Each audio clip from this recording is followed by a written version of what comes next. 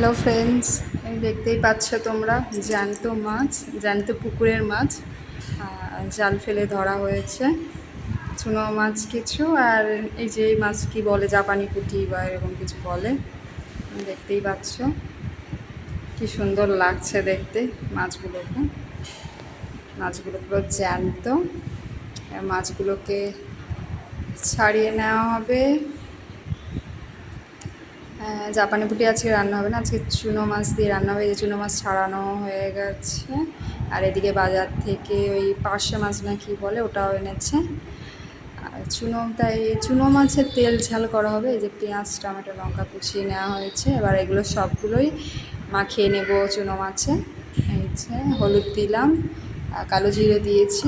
এবার একে পেঁয়াজও দিয়ে দেবো, পেঁয়াজ লঙ্কা টমেটো সব কিছুই দিয়ে দেবো। আর চুনো মাছের যেহেতু তেল ঝাল হচ্ছে, তাই পার্শে মাছকে আর তেল ঝাল হবে না। পার্শে মাছের বললো টক করতে, তাই তেঁতুল টক। তাই পার্শে মাছকে কে কে তেঁতুল টক খেতে ভালোবাসো জানিও।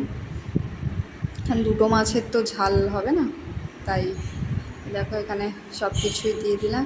আর ভালো করে মাখিয়ে রেখে দেবো, একটু তেল দিয়ে মাখিয়ে রেখে দেবো। মাখিয়ে রাখলে জিনিসটা ভালো হয় রান্না করতে।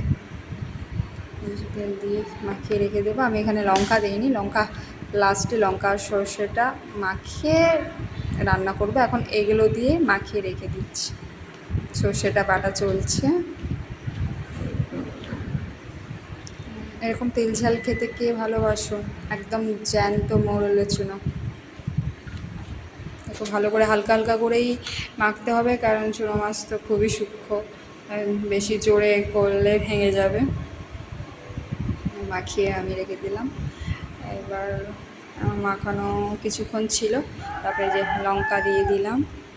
এবার সর্ষে বাটাটাও দিয়ে দেবো। সর্ষে বাটাটা দেওয়ার পর ভালো করে মাখিয়ে নিতে হবে।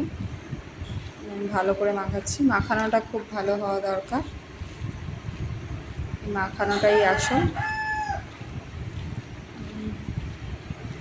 আমি খুব ভালো করে মাখিয়ে নিচ্ছি। এইভাবে কে কে রান্না করো আমাকে কমেন্টে জানিও। আমার তো এইভাবেই এই জিনিসটা ভালো লাগে।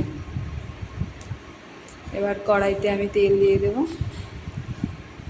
কড়াইতে তেলটা এই যে গরমও হয়ে এসছে প্রায়। এবার আমি মাখানো সব কিছুই দিয়ে দিলাম। নাড়াচাড়া করে হালকা একটু জল দিয়ে ঢাকনা লাগিয়ে দিতে হবে, তবেই ভালো হবে। ঢাকনা লাগিয়ে দিয়েছি, দেখুন এটা ততক্ষণ ফুটছে। এবার দেখি কতটা হয়ে এসছে। প্রায় হয়ে এসছে বললেই হয়, কারণ একটু জুস থাকবে না, জাস্ট মাখা মাখা একটা ব্যাপার থাকবে এর মধ্যে। এখন ঢেলে নিয়েছি। দেখো ফ্রেন্ডসরা কেমন দেখতে হয়েছে জানিও। এবার পার্শে মাছটায় আমি হলুদ মাখিয়ে নিয়েছি ভালো করে।